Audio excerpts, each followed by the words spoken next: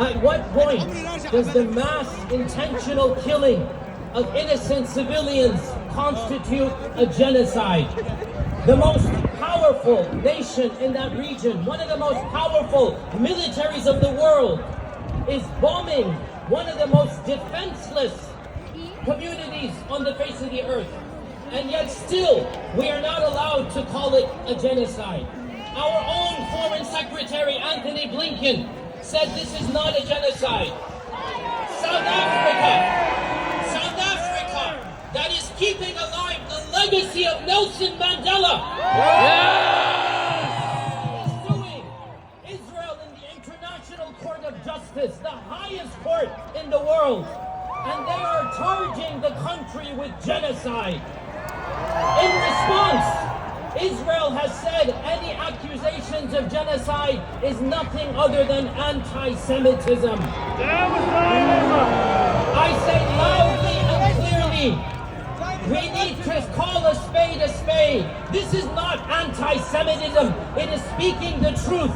The Palestinian people are live tweeting their own genocide. They're uploading images of their own massacres. Never in human history have we seen a genocide occur as vividly, in color, in living memory as we have of the Palestinian genocide. What else should we call it when 25% of Gaza has been destroyed? Genocide!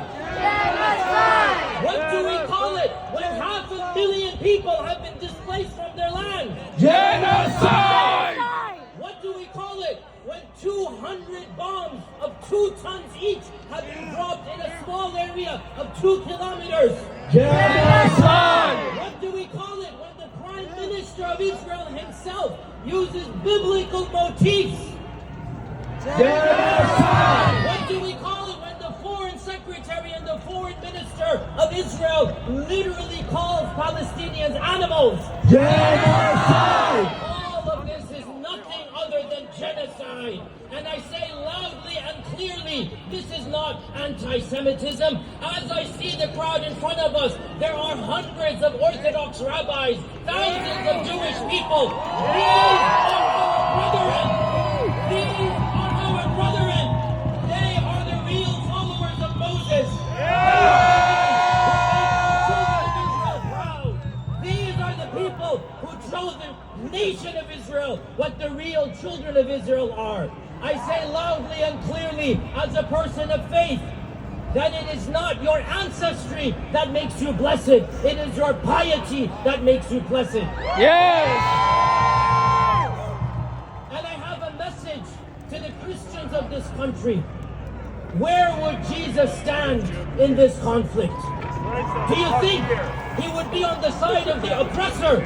Or do you think he would be on the side of the oppressed? I urge every Christian of this country to listen to the beautiful sermon given in Bethlehem 2 weeks ago on Christmas by the pastor of Bethlehem called Christ Under the Rubble. Listen to that sermon from one Christian to the others of this country and see for yourselves where Jesus would have stood.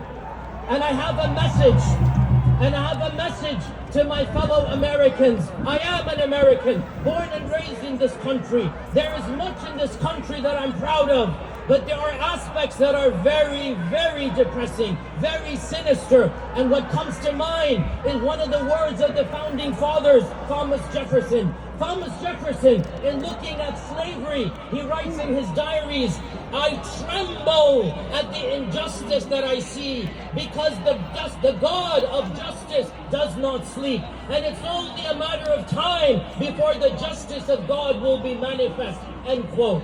I too look at our country, and while I love it from the bottom of my heart, and I want the best for this country, I also say that no country that supports tyranny will ever flourish.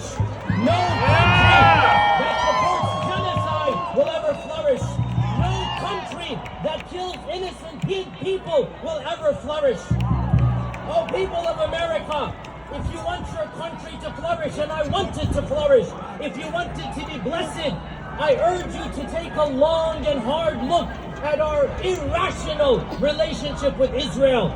We have given Israel more money money than any other country on the planet. And U.S. Zionism. In the last 75 years, we have given Israel more than $250 billion. USA supports Zionism! World War II, America has used its veto power in the UN around 90 times, more than half of them for the country of Israel. Who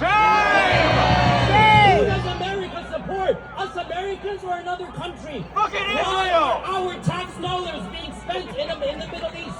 We need to take our tax dollars and spend them here. We do not need to get involved in another military conflict. And instead of helping the defenseless people of Palestine, instead of asking for a ceasefire, our president unilaterally bypassed Congress and bombed one of the most disenfranchised, disempowered countries, that is Yemen.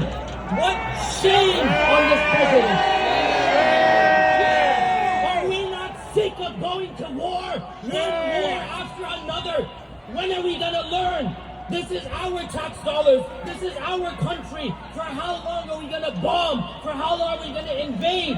Where is our country and our interest? So I say loudly and clearly, this is not about Palestine. This is not about Arabs. This is not about Muslims. This is about us as a human people. This is about us as Americans. Are we going to sit by idly as we watch another genocide? 75 years ago, we heard the slogan, never again. We now have the opportunity to stand up and say, yes, indeed, never again. Not in my name, not in my name, not in my name. Shame to every single congressman or woman who supports this genocide. Shame to every single senator who supports this genocide.